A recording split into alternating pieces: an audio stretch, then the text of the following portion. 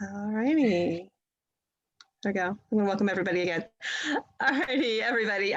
Welcome. Thank you for joining Bucks County Audubon Society for our Birding Bonanza talk. And this week we're talking all about birds and windows and window collisions and how we can help to sort of keep those from happening. So we're really excited about that.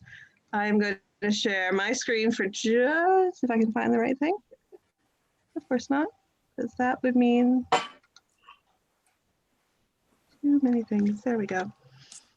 Just as a reminder to everybody, we have one more week of this Lunch and Learn series. Next week, we are going to be talking about cats and birds. So that'll be a great presentation as well. Then we're going to be taking a week off and we're going to take a little break. And then we're going to start up our next series, which is going to be on nature connections. So this is going to be exploring all the different ways that you can do science in your backyard through community science and citizen science programs, different tools you can use. Our very first one on the 24th is going to actually be all about different apps and technology that you can use to become, to learn more about watching birds. So we're going to talk about iNaturalist and eBird and Merlin and all kinds of really, really great resources that will help you to be able to understand the nature that's happening in your backyard and your community. So hopefully everyone will sign up. That will be a new sign-in. So you'll all receive an email about the new series, and you'll need to register for that series as well. And it'll be a new sign-in link. So the one you're using now for this series will only work through next week, and then we'll have a new one starting the 24th. I do want to just do a quick thank you to anyone who made a donation when they register for this program. Your support means a lot to us. As you know, the whole pandemic has been a little bit difficult, but we have been really trying to provide still really great programs for everybody, and we hope that you've been enjoying them. If you are enjoying them and you enjoy coming out to our site, hopefully everyone has been out and has visited the site at Honey Hollow. If you have not become a member, we highly encourage you to. There's a lot of great things. Members get discounts on a lot of our programs, and it's just a great way to show your support for us. And I highly recommend everyone also check out our calendar of events. We have a lot of other things coming up. We are having a frog walk later this month. It's March already. And we're doing a virtual program to introduce all of the different frogs of our area that we might see on Thursday evening. And then on Saturday evening, we'll be going out into the marsh to sort of see what we can find. A lot of the frogs are starting to come out early. They're starting to mate, calling. So hopefully we'll have a really good time with that. So definitely check out our calendar for other things coming up. The other big thing we have coming up is on April 10th is our Earth Day Festival. And hopefully everyone will come out for that as well. So there we go. And tell your friends, tell all of your friends about these great programs and encourage them to come. We would greatly appreciate that. Alrighty, today we are talking all about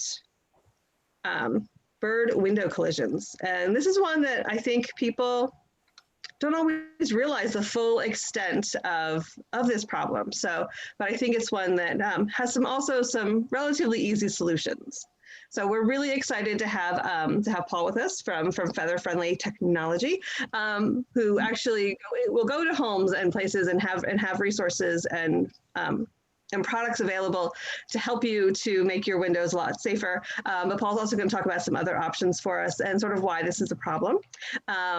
We're going to be very low key. So if you are interested in asking questions, definitely hop off mute and ask or put them in the chat. I'll be monitoring that as well. So Paul, thank you so much for being with us today. We're really excited to have you and go ahead and take it away. Thanks, Stacy. Thanks again for asking us to be a part of this, and thanks for everyone who's attending today. It's myself and Amber here from FeatherFriendly.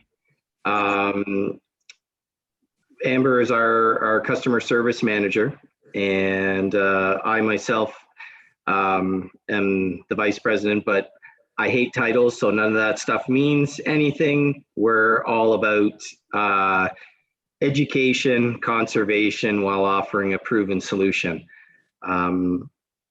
So I've been with the company, just a little aside, just with the company for about 3.5 years now.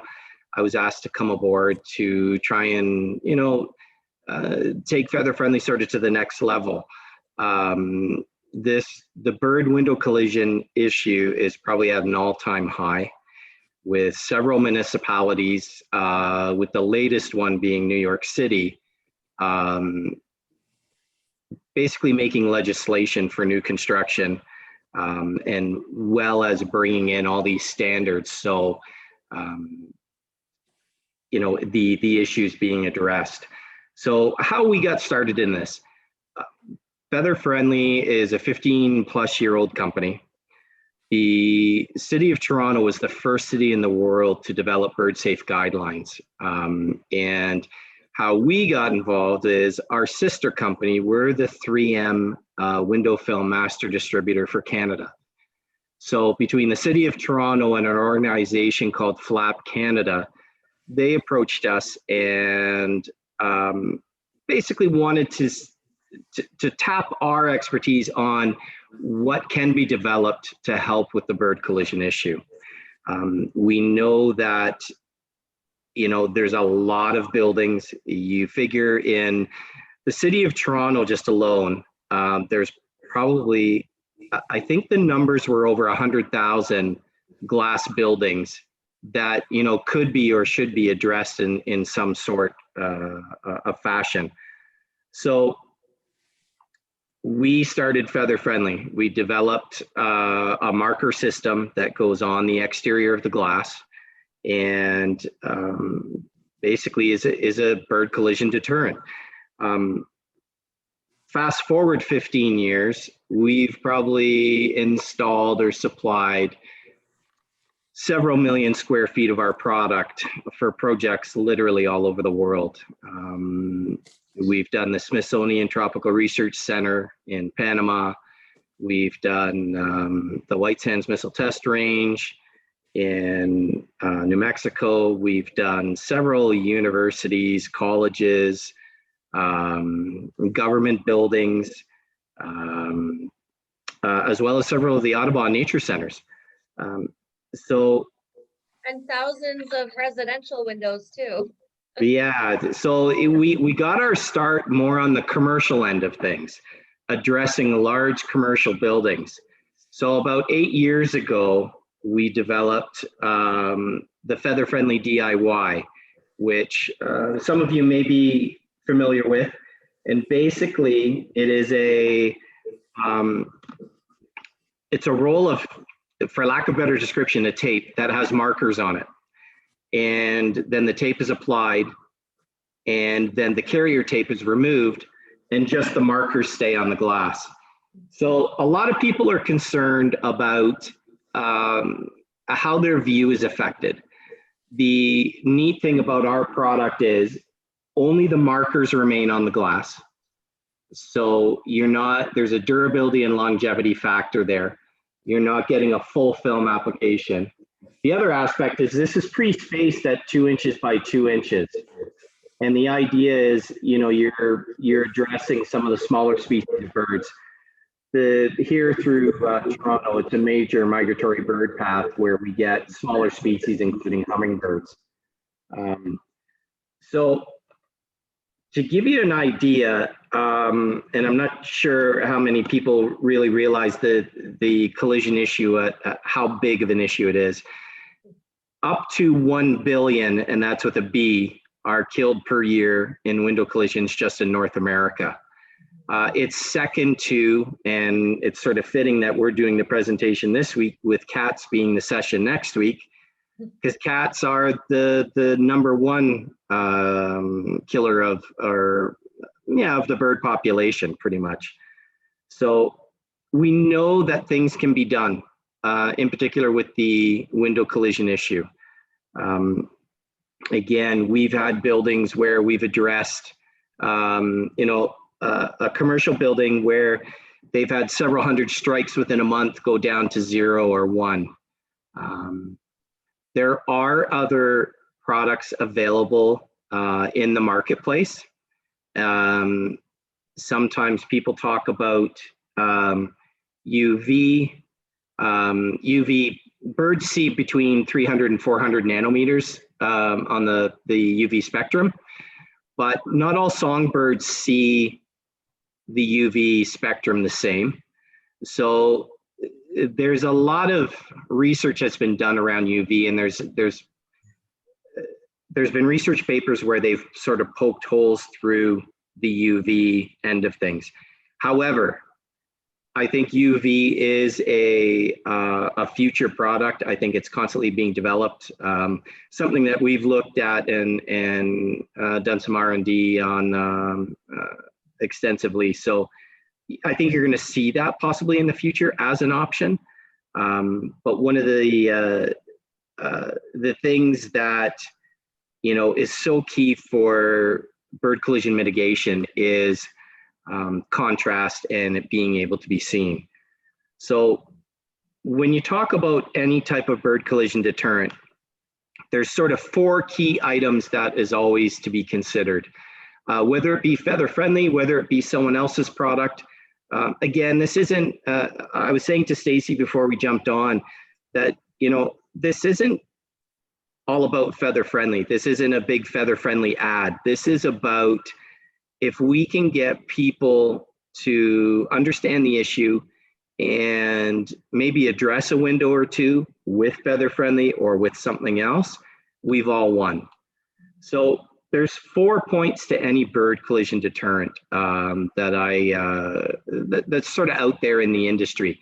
One is always first surface exterior application only. The whole idea behind that is there's 2 reasons why a bird will collide. There's what they refer to as reflection, which is probably the biggest and well-known issue. A bird sees the reflection of a tree they're sitting in, or the reflection of the sky. They want to fly to it, not realizing that it's glass, and they'll collide. The other issue is what we call fly-through zones. And we're seeing this more and more, in particular with clear deck railing systems and with clear walkways that attach to buildings. So I guess there's 2 routes to be able to address those issues. Again, that first surface exterior application is so key. Something is better than nothing. I realize sometimes people have windows that are high up that they don't feel comfortable getting on a ladder to address. But it's amazing that anything on the interior can be totally ineffective during different lighting conditions, during different times of the day. Easy way to test this: grab some Post-it notes, stick them on the inside of the window, and go out and view the window from the outside looking at the house several times during the day. You'll be amazed that you will not see the Post-it notes, or you'll see them disappear in certain lighting conditions.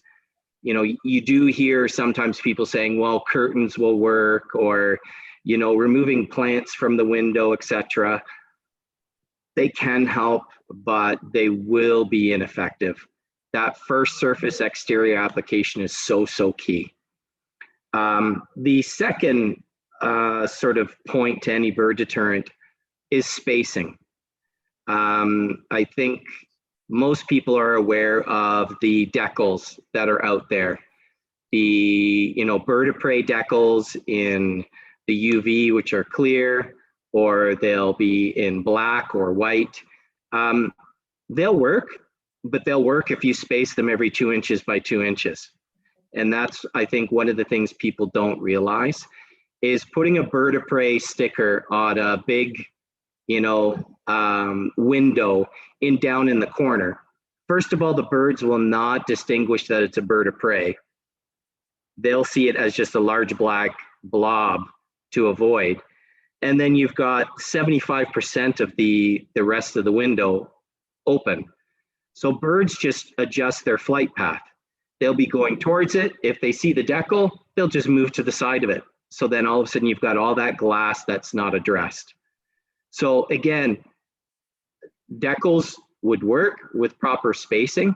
However, the proper spacing is in around that 2 inch by 2 inch. So you can imagine those large bird of prey decals really will take away from the view of your window. The third one is contrast. We speak about contrast that I always use this analogy. If you've ever been into an office building with a lot of glass, by law, they have to have what they refer to as vision strips. They're usually about a 2 to 4 inch band of like a frosted material that's usually at that 4 foot, 5 foot height range. And basically that's to alert people that there's glass there so they don't walk into it. So birds need that same visual clue. Again, I mentioned UV. There's so many things about UV that still need to be developed. The UV decals that are sold, they have a lifespan, usually between 3 to 6 months. So it can get very, very expensive putting all these decals on your window to only have them to be replaced within a 3 to 6 month time frame, because they will prove ineffective over that time span. The other aspect with UV, and it's probably more on commercial buildings, is the fact of you need a UV light source. So they talk about the UV index being probably highest at that noon, 1 o'clock time frame in a day, where most collisions happen early morning and more at dusk. So they can be effective. However, I think the tried and true is is having that visual marker. So everyone's aware, we have been tested by the American Bird Conservancy, and we hold a tested and approved product with ABC. We've done a lot with the Audubon Society over the years. We're endorsed by Dr. Daniel Clem, who's probably the godfather of research when it comes to window and bird collisions. He's been doing this since 1974. So our product is all based on science. Sometimes people go, what? So I just need to stick some stickers on the window and I'm good to go. Our product is manufactured using a fair amount of 3M materials. So you've got an inherent durability and longevity factor in it. Our product, our DIY product is made of the same materials our commercial product is. We have commercial installations that are 13 years plus in the city of Toronto, with obviously all our weather conditions and regular cleaning and all that sort of stuff. The DIY, we know that we've got some customers who have had it on 8 years. With regular cleaning is not an issue. There's no high maintenance to it. It works, is what it comes down to. And I sort of consider it cost effective. To give you an idea, one roll of DIY covers off 16 square feet, which is the equivalent to like a 4x4 window.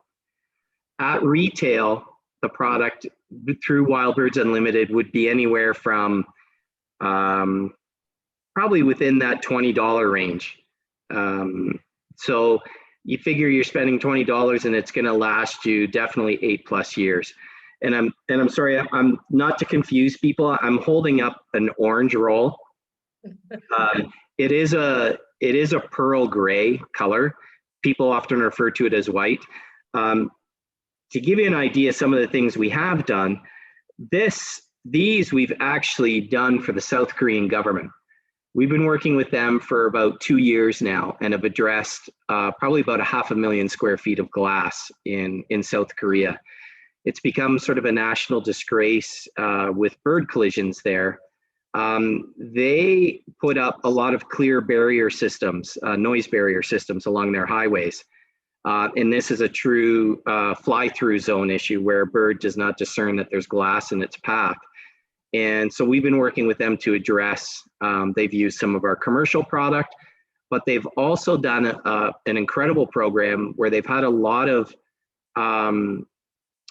the population of South Korea in a volunteer basis go out and address these clear barrier systems with our DIY tape. And To give people an idea, orange is actually scientifically proven to be the best color to deter bird collisions.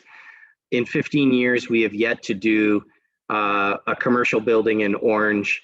And really, it's only been in about the last year that we've been doing orange with South Korean government. We've actually done a product where it's been a black and an orange combination. So you're getting true contrast there, which is tested extremely well.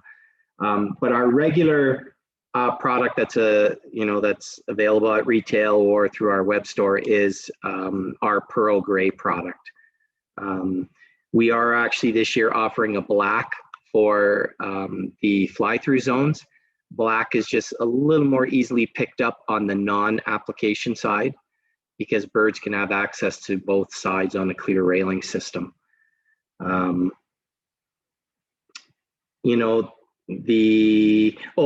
fourth point is it has to do more with commercial buildings, but is usually the height. So when they talk about addressing commercial buildings, you're usually addressing the first 4 to 5 stories of a commercial building or top of the mature tree canopy. Strikes can happen higher in a building, but they're so few and far between, and the cost associated with addressing a commercial building, there's not a balance there. The majority of the strikes happen within that first 4 to 5 stories or top of the mature tree canopy, whichever is greater. There's always been a lot of talk around commercial buildings as being the big killers. They can be, and they get the most focus. However, we do know that residences are the biggest killer of birds through window collisions, surely based just on the volume of residences over commercial buildings. Commercial buildings have gotten the focus because they're public buildings. You go into the financial district in Toronto, where, you might be stepping over a few birds to get into a building, but there could be 1,000 people accessing that building in a day. In a residence, you don't have 1,000 people coming and seeing your house in a day. So residences are proven to be the biggest killers. The amazing thing last year is our residential DIY business basically quadrupled, and it was all around the fact that people were working from home. Pre-pandemic times, people aren't necessarily at home. If they're out at work or out doing things, a collision can happen, a bird can hit, it can be stunned, it can fly off into local vegetation, or if it is killed, a lot of times there's a scavenger factor. You have other birds, you have raccoons, you have squirrels that can grab that carcass. So by the time you get home, there's no telltale sign of a collision. Funny enough, we did a round table presentation about 2 years ago at a conference, and I always said, okay, so people who have experienced bird collisions at home, raise your hand. Everyone in the room raised their hand. And then I said, okay, more than 3, a few hands go down. More than 8, a few hands go down. By the time I think I got to 10 or 12, everyone's hands were down. I said, well, for where you had your hand up, you can almost multiply that times 10. And that would be almost the true representation of collisions you've had on your home in a year. The province of Ontario was forced with the shutdown last year to work from home as of March 24th of last year, almost coming up on a year. And it's almost coincided with spring migration and with our business exploding.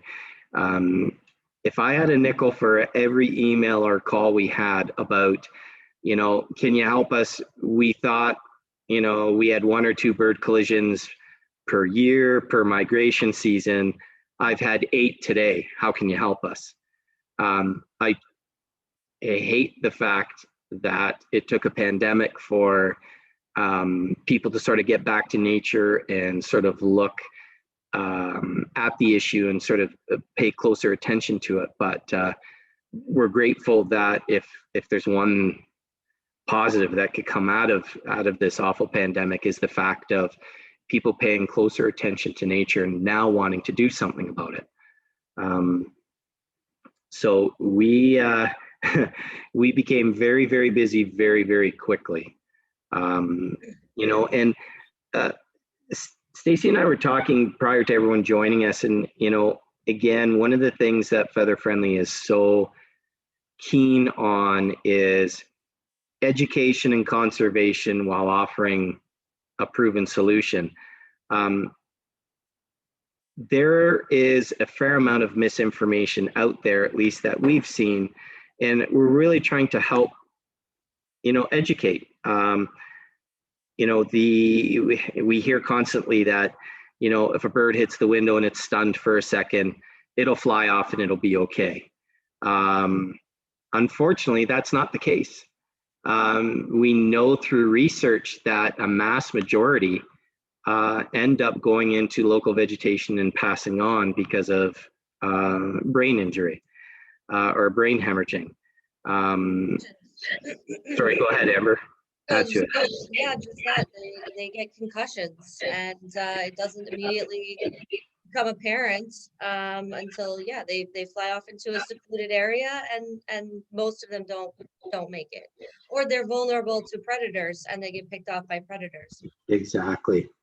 So, you know, we always recommend that, you know, if at all possible, if you can get the bird, put it in a box, make sure it's ventilated or an unwaxed paper bag, and if you can contact a rehabber, that is so key. Cheryl just posted a question, and I'll jump to it because it's actually falls in line with where we're going with things. Cheryl mentioned, how do window screens affect your product? The neat thing is, and Amber just answered it there, with window screens are actually considered a bird collision deterrent if they're on the exterior. If they're on the interior, they will be ineffective. So we have people will say, you know what, Paul, Amber, I've got a bank of windows, but the one window has a screen on it, but the other three in the bank don't.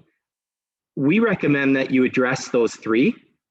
Now, me being me and being a little OCD sort of thing, I would want to treat all my four windows so they look the same, but that screen acts as a bird collision deterrent if it's on the exterior. So there's no need to treat. The neat thing too about a screen is if a bird does hit it, there seems to be a little bit of a flex with it. So it almost cushions the injury slightly. So definitely, Cheryl, you can put our product on, but that window screen is enough to act as a deterrent because birds' eyesight is pretty darn good. And as they're booting along towards the window, they'll notice that there's something there that isn't right and they will avoid.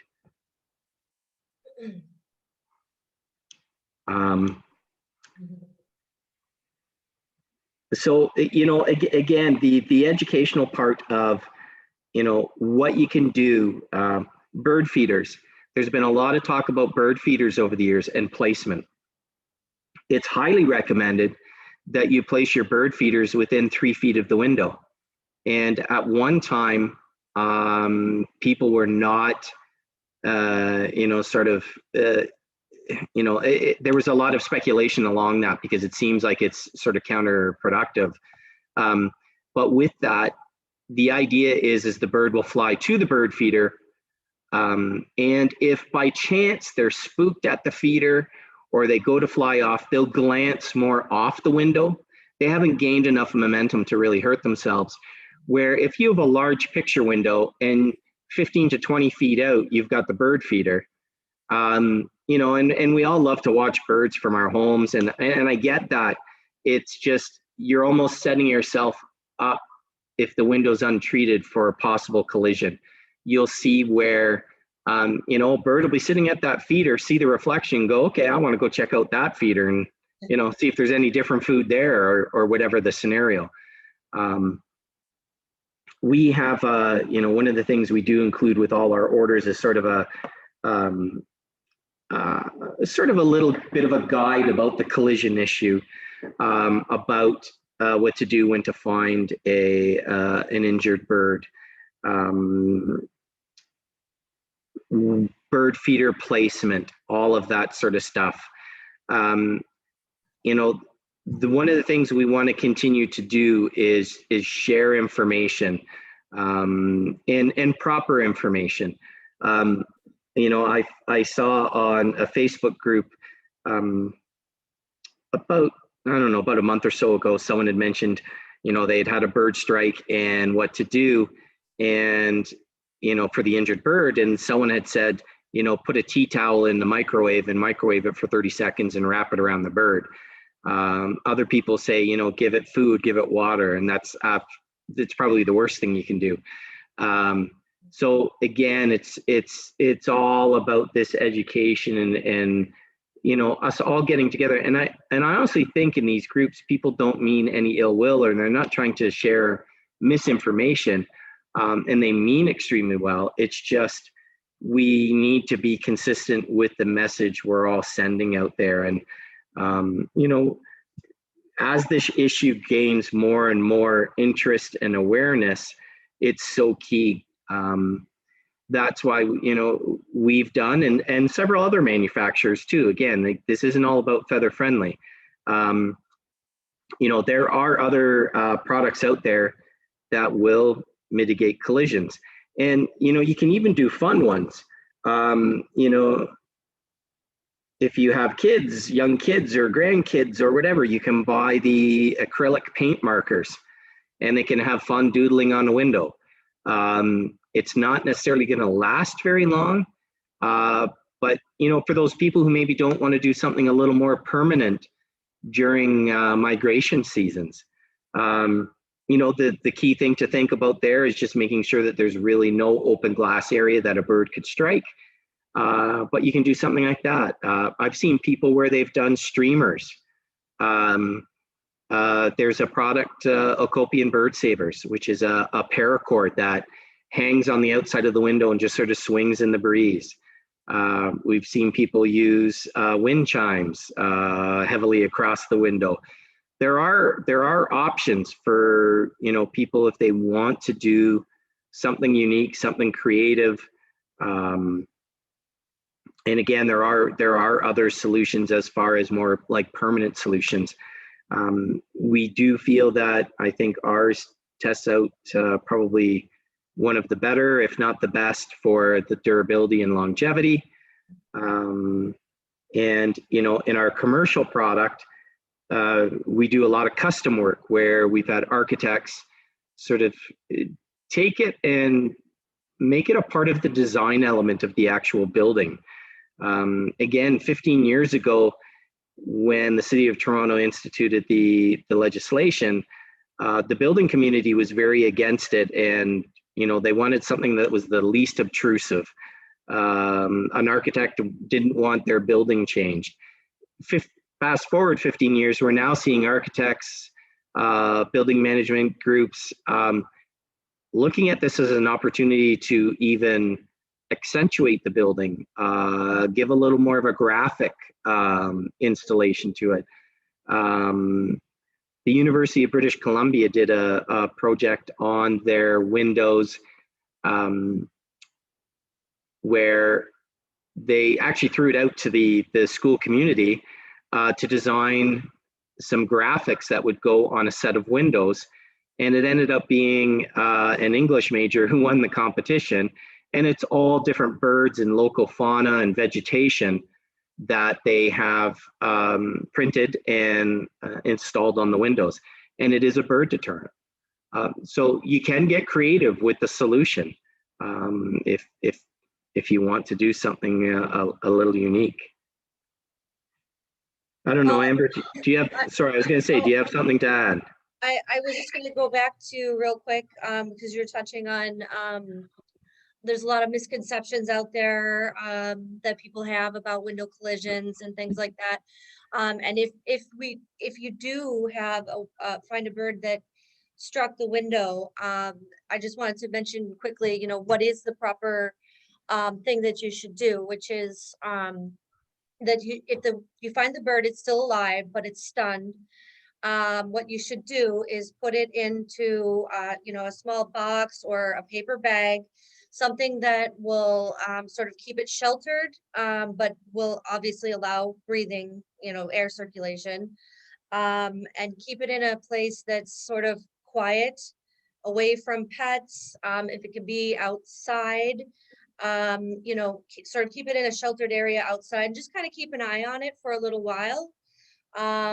Don't give it food or water. Don't wrap it in a tea towel.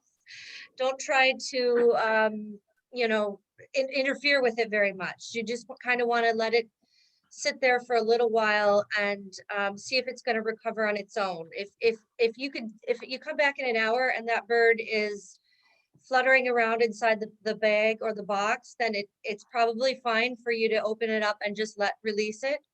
But if it's got, you know, some further injury, it's bleeding or it's just not really recovering well, then you want to get it to a rehabber is really the best course of action there.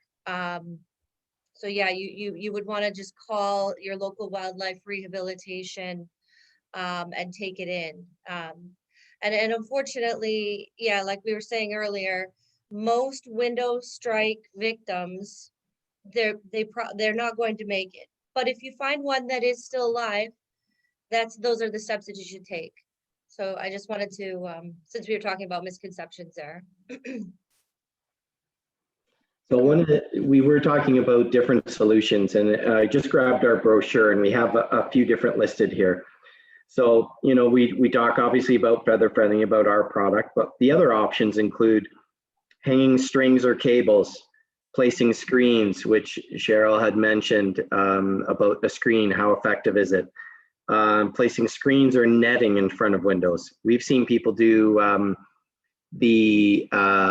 the horticultural netting. I think that they use for like gardens and stuff to actually keep birds off, you know, getting all the vegetables, etc. Drawing patterns on the glass with tempera paint. Choosing frosted, etched, or glass blocks for construction instead of like a clear or reflective glass. You know, ABC, American Bird Conservancy, they have an excellent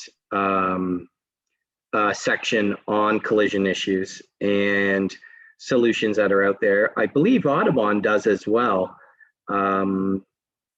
which is incredible. Again, this is becoming a bigger and bigger issue. You know, the amazing thing is we've been doing this for 15 years and we sort of consider ourselves still a startup because this issue has always been, it's been there, but it's now gaining a lot of media awareness. In particular, there was an instance last fall migration, actually in Philadelphia, which was the 1,500 birds collected over a handful of buildings in one morning. Stephen, who's a volunteer, went through and collected all these birds, and it actually, I believe it was a, I don't know if it was a front page article or there was a large article in the Philadelphia Standard about it, and it gained a lot of legs and it was shared quite extensively nationally, and I think it actually even made it overseas. You know, instances like this are not uncommon. There's an organization group called FLAP Canada here, who Michael Mazur, who's the executive director, started this about 28 years ago. And it literally started with him in the downtown Toronto core, collecting birds that had collided and, you know, realizing there's a big issue. And then he became a major advocate for windows being dealt with. They do an incredible, I want to say beautiful / hard to see layout every year. Unfortunately, it wasn't done last year because of the pandemic. They're going to do a virtual one this year, later on in the year, where they do a layout of approximately 3,000 birds that have died in collisions just in the downtown Toronto core. The idea is it's to bring awareness to the issue. You know, we can talk till we're blue in the face that it's 1 billion birds killed per year. Sometimes, you know, I think as humans, we maybe don't grasp that 100%, how devastating that is. And we would do layouts at or Flap would, and we would take part, is the layout of the birds, and seeing birds I never even knew existed. Birds that are at risk species. There's been hawks, there's been owls, there's been virtually anything, and it's so sad, and it raises the awareness of the amount of birds and species that come through here due to migration that I would guarantee a lot of people don't even realize. And then it also accentuates what the problem is, and that there is a relatively simple fix. Yeah, it costs money. You know, to address it, it can be addressed in new construction with fritted glass or acid etch glass, or they can apply a product like ours to it. But the durability and longevity a lot of times can make it, relatively cost effective. But you can, if you're ever interested, you can search up Flap Canada and bird layout, and you'll see some of it, and it's quite incredible. I remember the first year I did it, I had a bit of a hard time with it. Mentally, it sort of messed with me a little bit, seeing these gorgeous birds, and again, some that I didn't even know existed, be part of the collision issue. But and it's true that any bird can become a victim of a window collision. However, we know that the vast majority of them are what are colloquially called songbirds.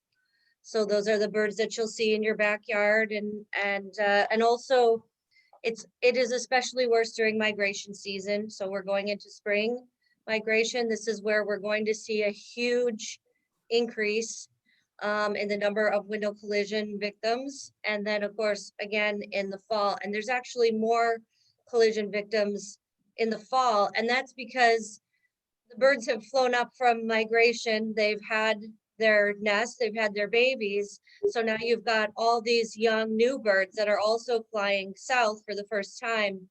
And unfortunately, many of them don't make it because they're going to collide with a building on the way down. So yeah, it's heartbreaking, and but it's a really easy to fix problem.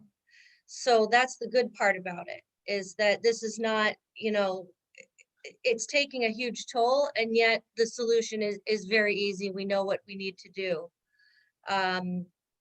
Yeah, when Paul was talking about doing the Flap layout, or this article from the Philadelphia Inquirer, yeah, the high rises get most of the attention when it comes to this issue.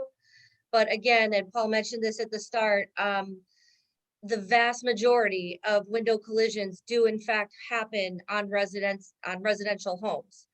And that's simply because there are so many more houses than there are high rises. Yes, the high rises are a problem, but it's also like, if you as an individual have a lot of power to address this problem on your own home, and you can start there. So yeah, just putting that out there.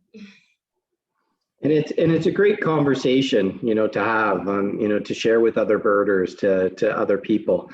It's important that we are part of the solution, as far as, helping conserve our bird population.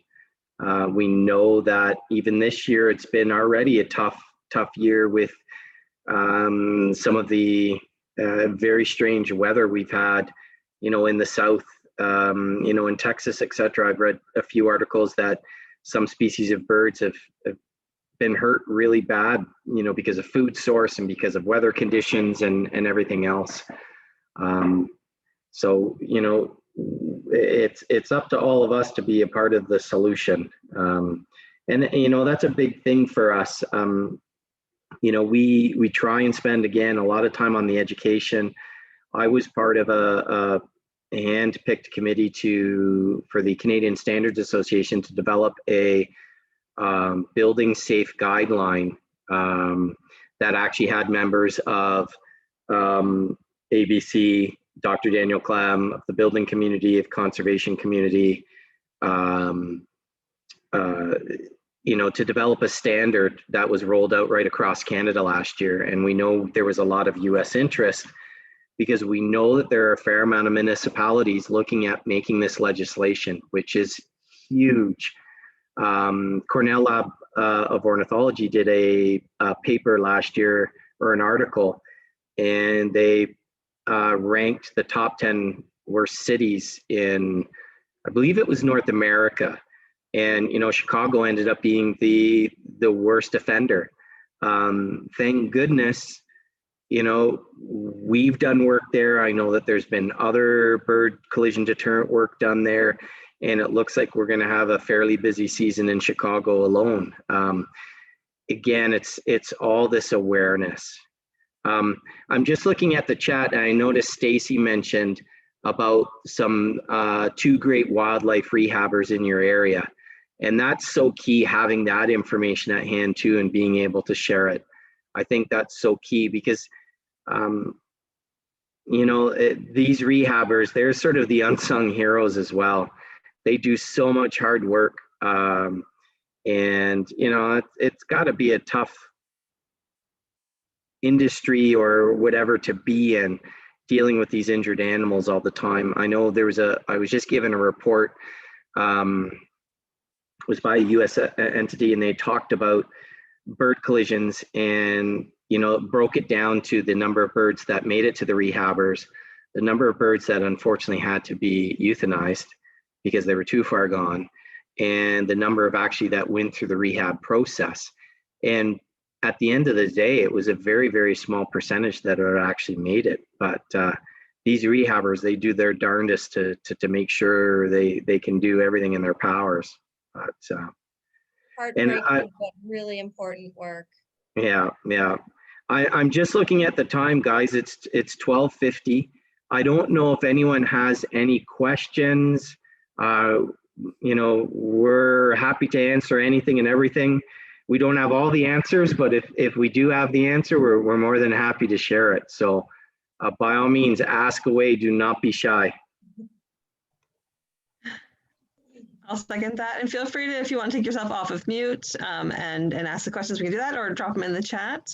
I think this has been a really great presentation. I know I had a bunch of questions at the beginning that I'm just like, oh, well, I'll make sure I ask this one, and I think you guys covered all of them. So that's really exciting. As I said to you previous, Stacey, I got a little bit of gift of gab, and sometimes I start on a roll and I forget to come back, etc. So it's based on just being passionate about the work we do. We're extremely lucky to be part of an incredible, I refer to it as industry. It's not an industry, but a group. Birders are incredible people, and I find that they're extremely passionate. And yes, that's what's so cool about being a part of it. We know that we're just a small speck in this whole big thing. And, if something we can do, something we can develop, or something we can pass on helps, we've won. And again, if out of this one person addresses one window, it was well worth the time. Because we all win at the end of the day. And again, if it's a feather-friendly product, great. Thank you so much for the support. If it's another product, awesome. Thank you so much for your efforts. It is a big education conservation thing. And we gotta keep talking about it. And that's the thing, we gotta continue the conversation. Oh, here's Cher just put, any idea what windows, what locations are worse, city, urban, in a meadow? You know, it's funny, we'll get people contacting us and say, you know what, Paul, we've got a problem, or Amber, we've got a problem, you know, can you help us out? And one of the first things I always ask is, would you mind taking a couple pictures, even with your cell phone for me? A couple pictures from the inside looking out and the outside looking at the window. And 9 times out of 10, it's the perfect storm. You'll see the mature trees. You know, there's so many times that, you know, you get the pictures and it's like, it's a ravine. So you know there's going to be heavy bird population there, or it's going to be a stopover point. I highly recommend that people talk about or take the steps of, you know, maybe going outside and taking a look at your windows at different parts of the day. And what you're seeing is exactly what the bird will be seeing. So if it's heavily reflected and you're seeing sky or you're seeing the mature trees, that's what the birds are seeing. You know, I don't think there's any pinpointed bad areas other than with mature vegetation around it. So like a commercial building, we did a big project last year, and we went out to survey the building, and you don't necessarily obviously have to do all 4 facades of the building. You can do sort of the critical areas, and you'll know the critical areas by where you're experiencing strikes, where you've seen maybe, you know, marks of a strike. Out in a parking lot, you know, out front of a building, are you going to see as many strikes? Maybe not. But if you go to the back of the building and you see that they back onto a ravine or something like that, I can guarantee you that's the area you want to start on first. You know, between houses are usually not an issue. You know, but the front and back can be issue, because birds will be, you know, darting along and getting good momentum and seeing that reflection. It really depends so much. And by all means, if anyone's unsure or wants to look at it further or has a question around it, feel free to email us. You know what, I'm going to drop my email in here. And Amber, maybe you can drop yours in there too. And, you know, send us a few pictures if you want, and we'd be happy to sort of give our take on it. That's a big part of what we do, because it's every situation is so unique that, you know, there can be a different solution, or, you know, treating just 1 or 2 windows in a critical area. So by all means, feel free to reach out to us. Does anyone have anything else? All righty. Well, I think that was absolutely fabulous. I really appreciate Paul and Amber, all of your time for today. If anyone is interested in seeing the products that they're talking about, they were very generous and sent us a starter pack. So we actually have some of them in the visitor center. If you're in the area when we're open, we've got one of these beautiful things so you can see it. But we also have some of the rolls that you can actually see up close and touch. And I don't know, Stacy, if you would have received our new packaging. You might have received our old packaging, but just so sure. If anyone's aware, that is the new packaging that we literally just got in, that's starting to go out to the Wild Birds Unlimited stores, etc. So we have a single pack and a triple pack idea. You know, if anyone's looking at addressing a large area, you know, the commercial product might be a better solution. Rather than putting on a row of dots at a time, sort of thing. Again, we're here to help out and to answer any questions. If anyone has anything after the fact, never hesitate to reach out, because we're here to be a part of the change and to be a part of the solution. So anything that, you know, we've maybe gleaned over our 15-year history that we can pass on, by all means, we're more than happy to. All righty, wonderful. Well, thank you all so much for coming. Hopefully everyone will join us again next week at noon, where we're going to be talking again about birds and cats. So thank you so much, Paul, Amanda. And this recording will be up and available for people to view probably in the next couple of days. So definitely, if you want to redo that, you can do that. Thank you so much for your time, guys. And I'm sorry if I rambled. Thank you, everyone. Okay, take care. Thanks again, Stacy. Oh, thank you. That was great.